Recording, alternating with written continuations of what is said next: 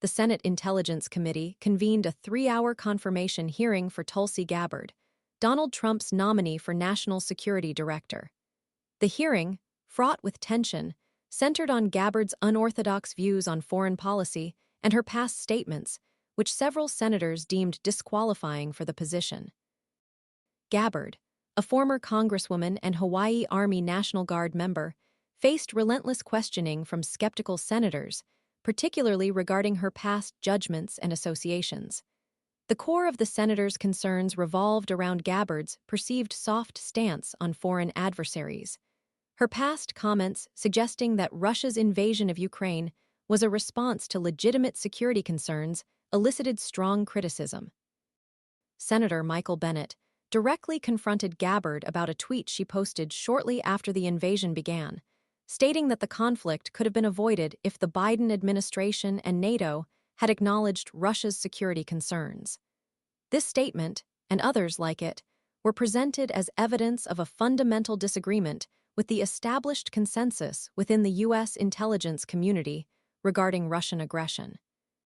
Further fueling senators' skepticism was Gabbard's 2017 independent trip to Damascus, where she met with Syrian dictator Bashar al-Assad.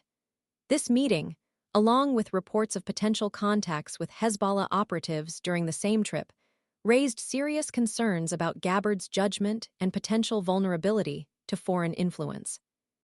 The New York Times reported intercepted communications between two Hezbollah operatives mentioning a meeting with the big guy, a reference potentially implicating a senior Hezbollah official and suggesting a connection to Gabbard.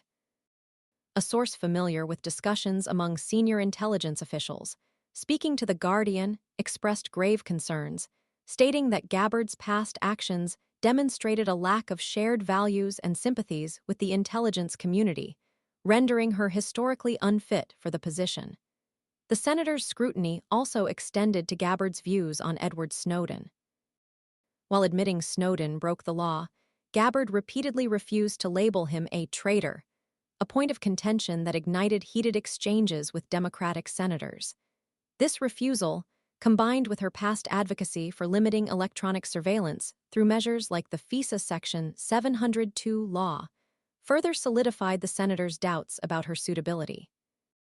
However, during the hearing, Gabbard moderated her stance, indicating support for the reauthorization of the FISA Section 702 law, a significant shift from her previous position. Gabbard, dressed in a snow-white pantsuit, maintained a calm demeanor throughout the intense questioning, delivering her responses in an even baritone. She attempted to alleviate concerns by partially recanting some of her previous statements. She clarified that she harbors no love for Assad and denied having formally met with Hezbollah representatives, although the intercepted communications cast doubt on the latter claim.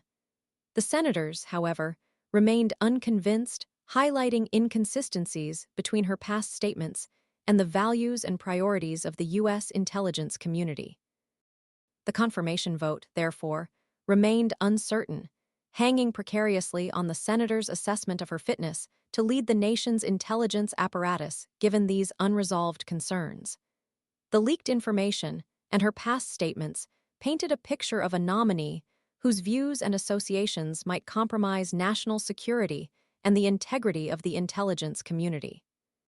The entire hearing served as a critical evaluation of Gabbard's suitability, showcasing a stark contrast between her worldview and the established norms within the U.S. intelligence community. The weight of these discrepancies could ultimately determine the fate of her nomination. The confirmation process, therefore, evolved into a rigorous examination of Gabbard's qualifications, her past actions, and the potential implications of appointing someone with such controversial views and associations to a position of immense national security responsibility. The senators' persistent questioning underscored the gravity of the decision at hand and the critical need for a national security director who aligns fully with the established norms and values of the U.S. intelligence community. The ultimate outcome of the confirmation vote hinges on whether the senators can reconcile Gabbard's past statements and actions with the demands and responsibilities inherent in overseeing the nation's intelligence apparatus. The hearing highlighted the crucial need for a national security director possessing unwavering commitment to U.S. national security interests and a demonstrated understanding of the complex geopolitical landscape. The weight of these factors will undoubtedly shape the final decision on Gabbard's nomination.